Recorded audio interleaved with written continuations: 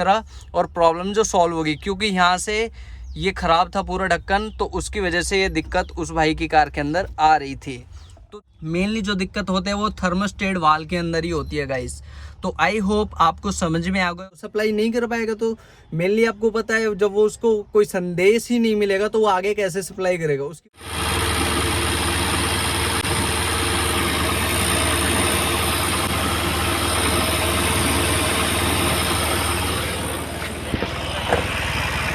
वहीं को तो देख रहे हैं।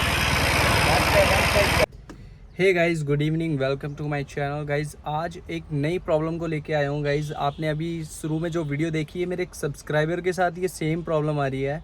प्रॉब्लम ये है कि गाइस, जैसे ही वो कार स्टार्ट करते हैं, कार थोड़ी सी गर्म होता है, जो इसका इंजन गर्म होता है, उसके साथ साथ कूलेंट भी थोड़ा हीट होता है।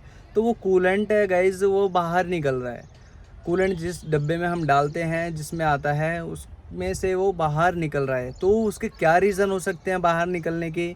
क्या हेड गैस्केट के अंदर कोई प्रॉब्लम है, बड़ी मेजर दिक्कत आ गई है गाइज़? वो सारी चीज़ों के ऊपर बात करूँगा इस वीडियो में, तो वीडियो में गाइज़ एंड तक बने रहना।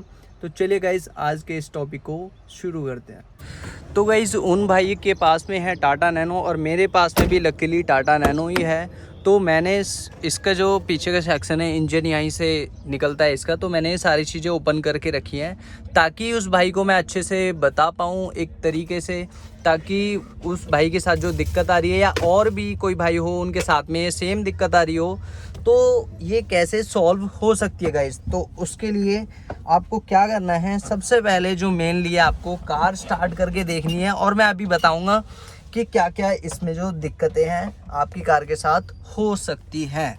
तो सबसे पहले गाइस, आपको ये देखना है, उस भाई की जो वीडियो थी उसमें यहाँ से कूलेंट है जो ओवरफ्लो होके अपने आप ही निकल रहा था गर्म होके, और इंजन ओवरहीटिंग का साइन आ रहा था और इंजन चेक लाइट भी जल रही थी।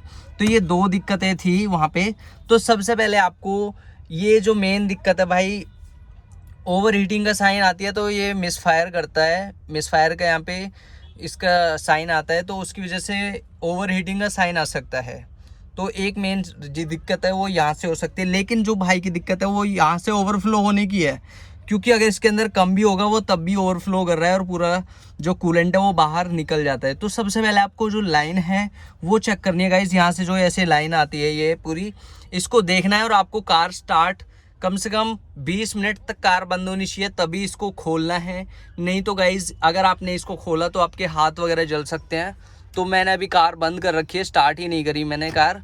तो अभी आपको जैसे दिखाऊं, तो जो मेनली एक दिक्कत है टाटा नैनो के अंदर, वो यहाँ से हो सकती है गाइज। आपको ये पूरा अंदर दिख रहा है, यहाँ से ये नया है बिल्कुल एकदम, यहाँ से कोई गला हुआ या कुछ ऐसा नहीं है। तो उस भाई ये चेक करो आप एक बार कि इसके अंदर, क्योंकि एकदम से अगर कोई आपको बोलने लगे कि भाई आपको इंजन खुलवाना पड़ेगा, आपको हेड गैस्केट के अंदर कोई दिक्कत है, तो आपको एकदम से नहीं खुलवा लेना है।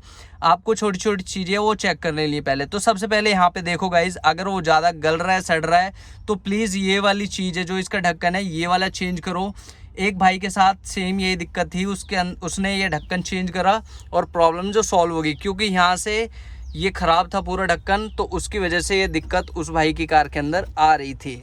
तो दूसरी दिक्कत एक और ये चेक करनी गाइस, इसके अंदर ये नीचे से खोल लेना है वहाँ से, और इसके अंदर जो भी कूलेंट है सारा कुछ निकाल लेना है और देखना है इसमें पानी डाल के, जो मतलब प्रेशर से चेक करते हैं, एक बार भर के देख लेना और देख लेना है उसके अंदर कोई कचरा वगैरह निकल रहा है या नहीं निकल रहा है।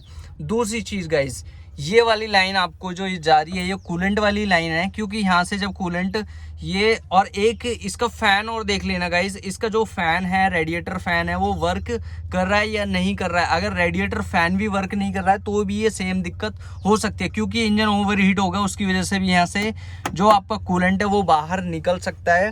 और दूसरी चीज़, ये वाली जब लाइन आप चेक करोगे गाइज, इसका थर्मोस्टेट वाल्व के अंदर भी कई बारी दिक्कत हो जाती है। तो सबसे पहले मेन चीज़ें आपको जो वो ये करनी है कि आपको ये लाइन चेक करनी है, आपको कूलेंट है पूरा एक बार निकाल के फिर दोबारा फिल करके देखना है गाइज, और आपको रेडिएटर फ़ैन है वो देखना है वर्क कर रहा है या नहीं कर रहा है। ये तीन चीज़ें आपको पहले सबसे शुरुआती चीज़ में चेक करनी है।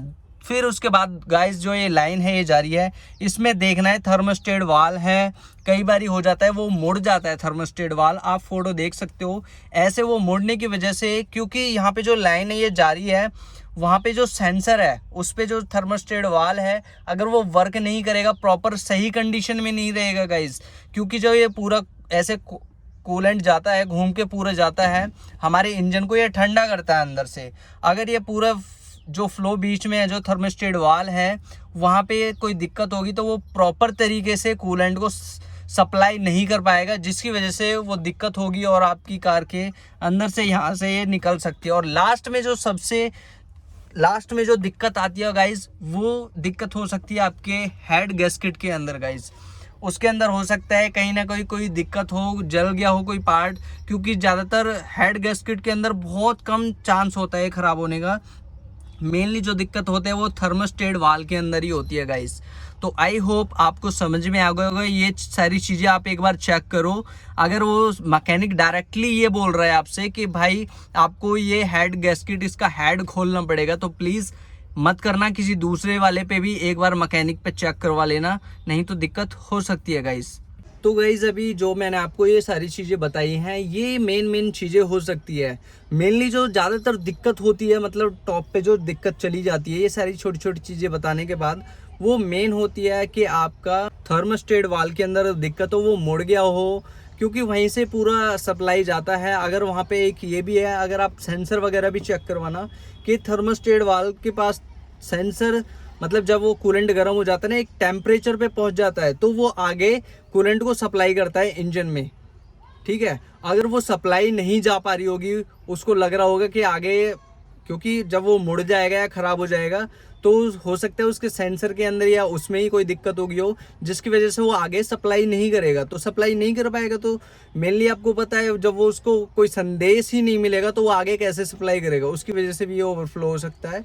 तो यही था गाइज कुछ मोटा मोटा। आई होप आप समझ गए होगे गाइज। अगर आपके साथ हुई है ये वाली दिक्कत या मेरे से कोई पॉइंट छूट गया हो, तो प्लीज़ कमेंट बॉक्स में लिख के ज़रूर बताना गाइज मुझे।